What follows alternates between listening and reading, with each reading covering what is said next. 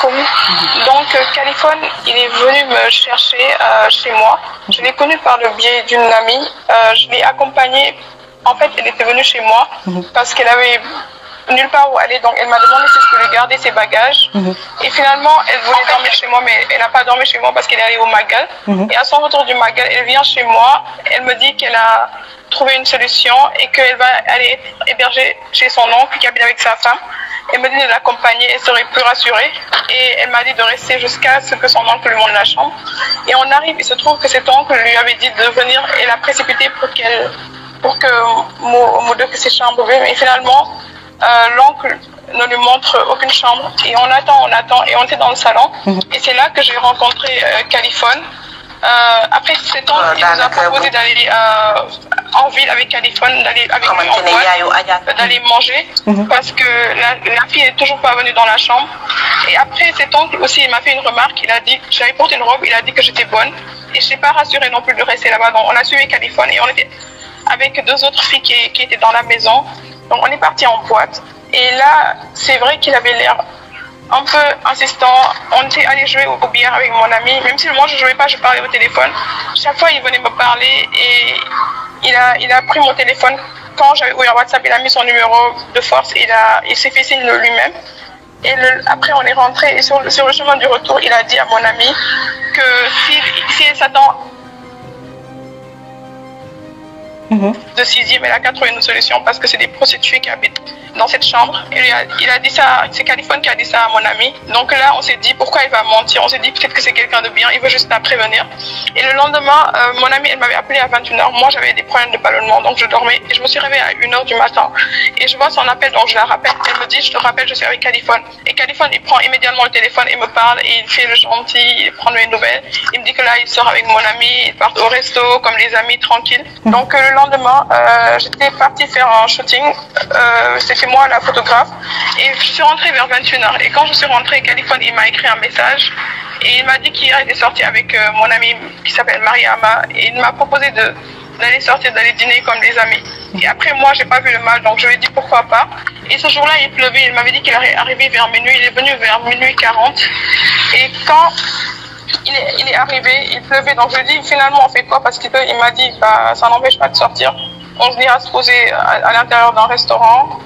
Donc il m'avait dit aussi où aller. Je lui avais dit Terroubi, donc il était d'accord. Donc j'arrive au début, il me met à l'aise, il met le chauffage parce que j'étais trempée. Le temps de quitter ma maison et de rentrer dans la voiture, j'étais trempée. Et donc là, je lui ai dit qu'on va à Terroubi, il était d'accord. Et donc on arrive à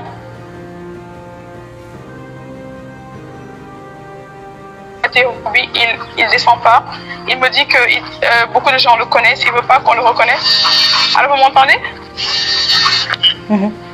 Allô? Oui, on t'entend. Vous m'entendez toujours? Oui, désolée, il y avait quelqu'un qui avait appelé. Il n'y a pas de souci, on t'entend. Oui, du coup, après, donc il est descendu au Terroubi. Et après, il a commencé à me faire des attouchements, à me toucher la cuisse. Donc... Dans la voiture même? Je l'ai arrêté, je lui ai dit, je veux pas que tu me touches. Après, il me disait, c'est ça. Donc je l'ai arrêté, je lui disais, arrête de me toucher. Il me disait, c'était rien, c'est juste pour rigoler. Donc moi, je lui dis que je rigole pas avec ça. Et après, il a dit qu'on va au Pullman. Et quand on est arrivé au Pullman aussi, il n'est pas descendu. C'est comme s'il voulait faire tout le temps des détours. Il m'a encore dit, il y a beaucoup de gens qui le...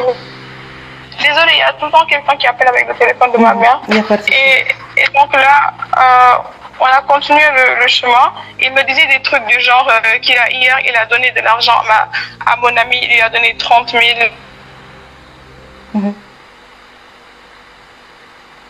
Je sais pas, des trucs d'argent. Il me disait qu'il voulait arrêter parce qu'il me propose. Après, il m'a dit, je sais pas, qu'il va être mon sugar daddy. Moi, je lui ai dit que je suis pas intéressée, qu'il m'a juste invité au resto et c'est pour ça que je suis venue. Et après ça, il me faisait des attouchements, il me touchait et tout, et je l'ai arrêté à chaque fois. Et il s'est énervé. Donc, jusqu'au Novotel, il m'a pas parlé. Et quand il est descendu au Novotel, il avait l'air froid. Et quand il a demandé au Novotel, on lui a dit que le restaurant est fermé.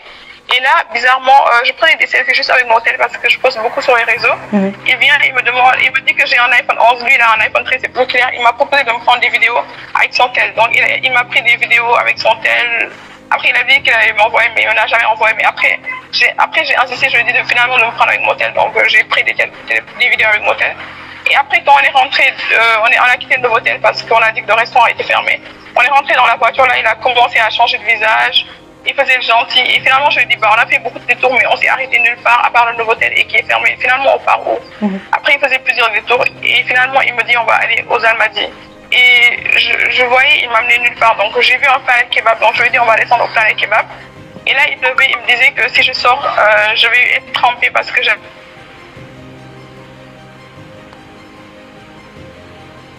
porté une robe en... Allô? Oui, on t'entend, on t'entend. On ne veut pas te... Allô, Oui, on ne veut pas t'interrompre. D'accord. C'est parce que chaque instant, il y a quelqu'un qui appelle, je ne comprends pas. Oui. Et donc, il m'a dit qu'il va sortir et il va demander pour moi.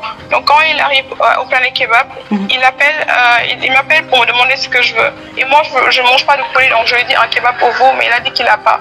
Donc, je lui ai dit de laisser tomber. Mais finalement, je savais que je me disais, bah, finalement, j'ai faim et il m'a fait beaucoup de détours. Donc, je lui ai dit finalement, après de prendre un burger. Et donc, on est descendu, on s'est assis pour manger.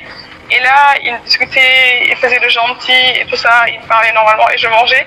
Et c'est quand on a terminé au Planet Kebab, je lui ai dit, moi je veux rentrer chez moi, je suis fatiguée, je pense qu'il était 3 heures, je suis très fatiguée. Et c'est là où il a démarré pour soi-disant me ramener chez moi. Et il a verrouillé la porte. Et j'avais remarqué l'autre fois aussi quand on est allé aux soirées avec, on était 4 filles, j'avais remarqué que quand je voulais sortir, la porte était verrouillée. Donc je lui ai dit, pourquoi tu verrouilles la porte? Il m'a dit, c'est une question de sécurité. Donc là, il a verrouillé la porte et là, il a commencé à me forcer, à m'embrasser de force. Et je voulais pas, je le repoussais. Mais il était plus fort que moi. Et sur la route, des heures, il conduisait, je pouvais pas l'arrêter. Des fois, il s'arrêtait. Et là, il m'a forcé, il m'a écarté les jambes et il m'a doigté. Il m'a pas pénétré avec son pénis, mais il m'a pénétré avec ses doigts plusieurs fois. Et à chaque fois, il forçait, il a pris mes sangs, il les a touchés, il a mis ça dans sa bouche et il m'a fait mal. C'est comme s'il me mordait. Voilà, il m'a fait des agressions sexuelles.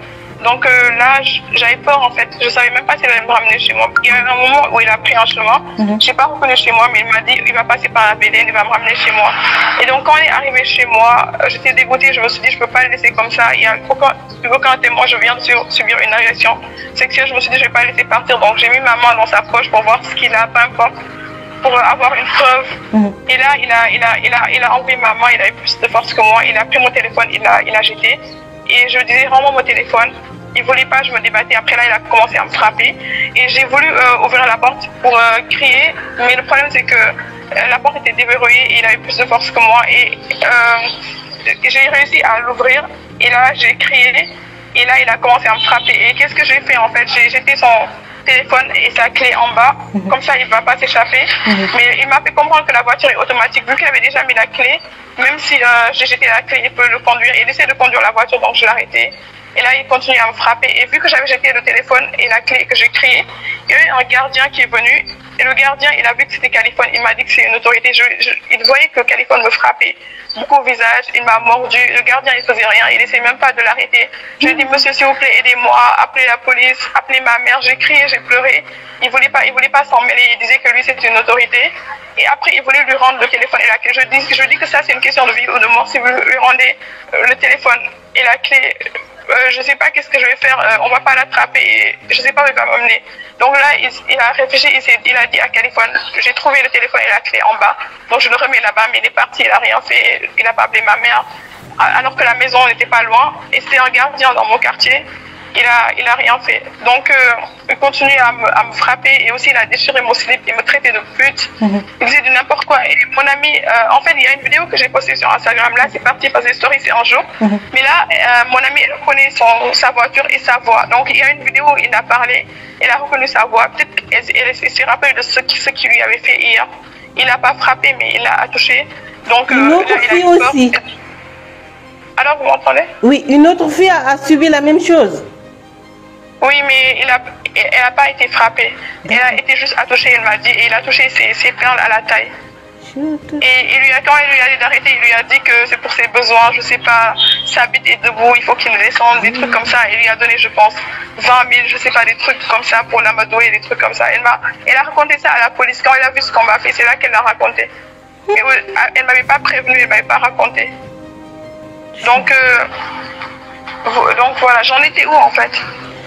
J'ai vu que ta mère a failli être battue aussi par Californie. Qu'est-ce qui s'est passé là lors de l'altercation? Oui, en fait, je voulais prendre en photo les perles qu'il a cassées.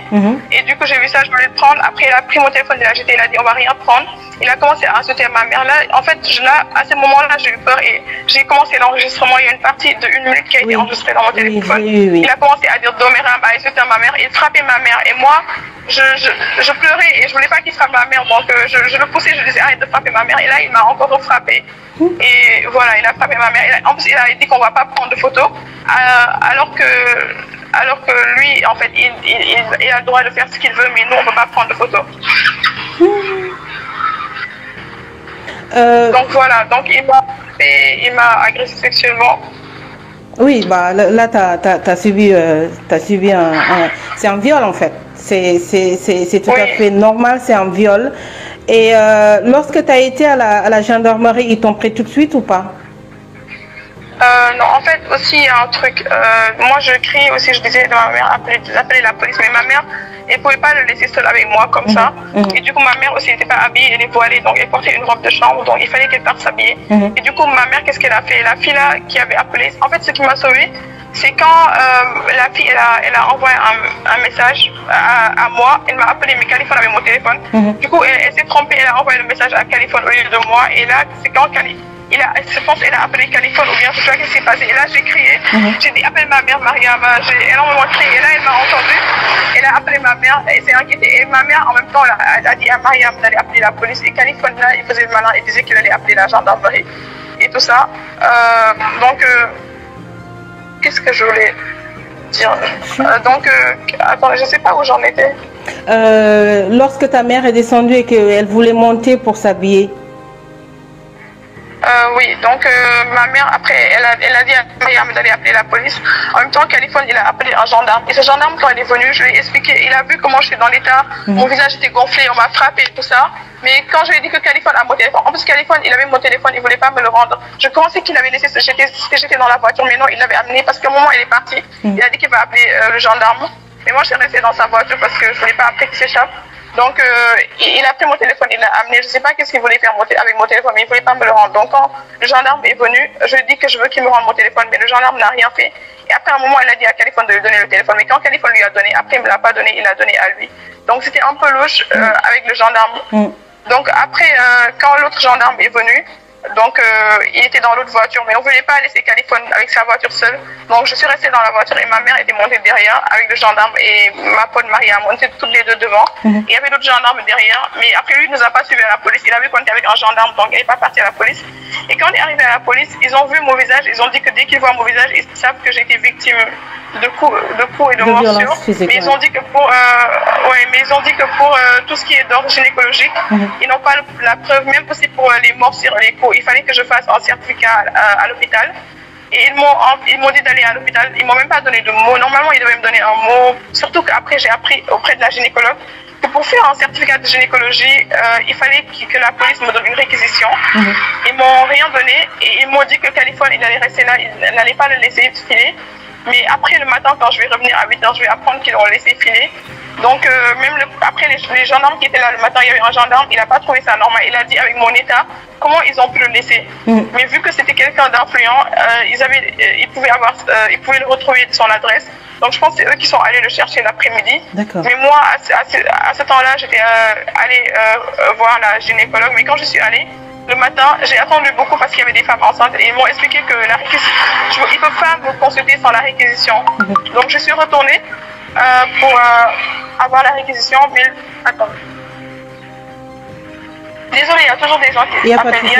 On est retourné avec ma mère pour avoir. La nuit, on m'a fait quoi? Il y avait beaucoup de sang sur mon visage, on m'a nettoyé le sang, le médecin m'a prescrit des médicaments, on m'a fait une piqûre pour tétanos parce qu'il m'a beaucoup mordu.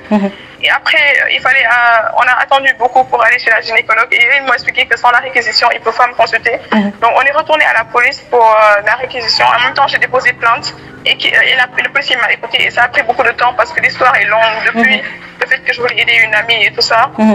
Donc après ça, ils avaient toujours pas retrouvé Californie et nous on a pris la réquisition, mais on pouvait pas l'ouvrir, c'était au gynéco de l'ouvrir.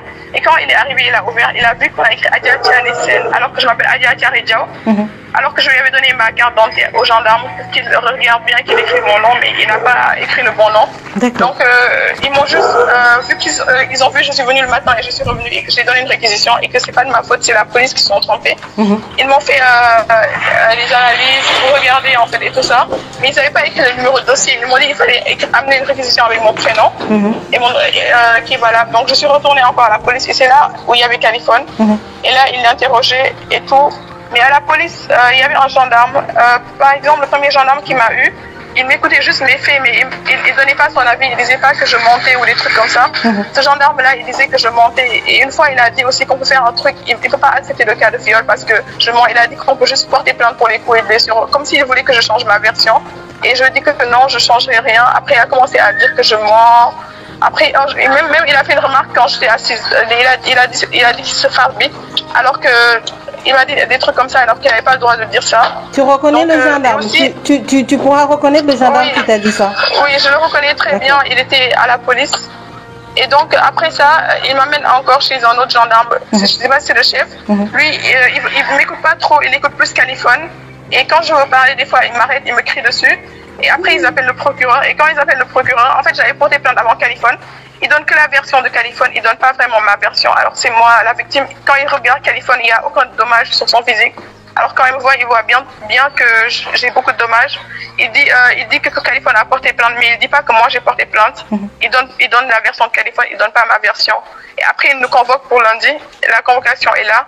Et maintenant, quand je lui dis que... Parce que chez le gynécologue, ils ont pris des photos de mon corps, des blessures et tout. Mais ils n'ont pas pris des photos de mon slip qui est déchiré parce qu'ils m'ont dit que ça, c'est à la police de le faire. Et quand je dis au gendarme là qu'il doit prendre le slip ou bien le prendre en photo, je lui donne ça. Il me dit, j'ai rien à te dire. Donc sans sa réaction, je me dis si je lui donne le slip, il va pas garder ça comme preuve. Et je sais pas qu'est-ce qu'il va faire, j'avais pas confiance au gendarme, donc j'ai repris le slip. Et ma mère, elle m'a dit d'attendre la convocation du lundi.